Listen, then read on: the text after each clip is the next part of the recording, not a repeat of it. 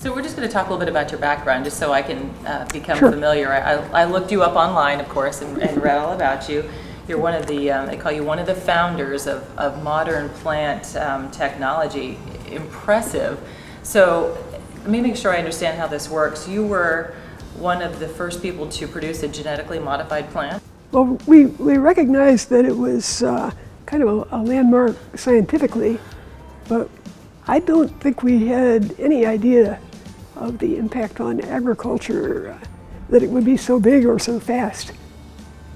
What do you think about how far it's come since then, when you look back, from what you first came up with and what you developed and what you found and where it's come now? What do you think? It's just amazing. I remember when I first joined Ciba-Geigy, we were called.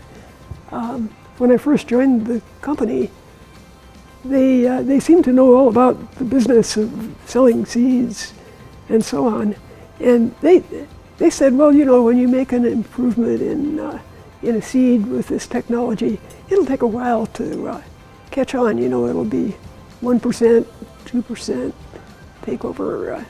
Their numbers were way off. I mean, it took off much faster than anyone who was familiar with traditional business was predicting. What do you think has been one of the biggest breakthroughs since then? Insect resistant cotton. It irks me to go in the store and see cotton t-shirts that advertise they're not genetically modified. And it's so much better if your t-shirt was from genetically modified cotton, because it's grown with much less insecticide.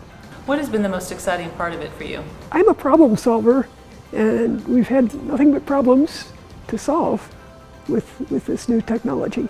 What do you see looking ahead? One of the trends that we'll see is more genetic modification of end user traits.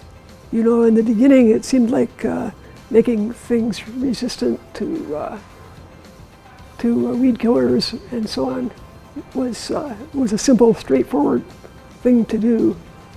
But I think that in future we'll see the agricultural products improved from the point of view of the person in the kitchen who's cooking up dinner, for one thing. I encourage people by telling them it's fun, because it is.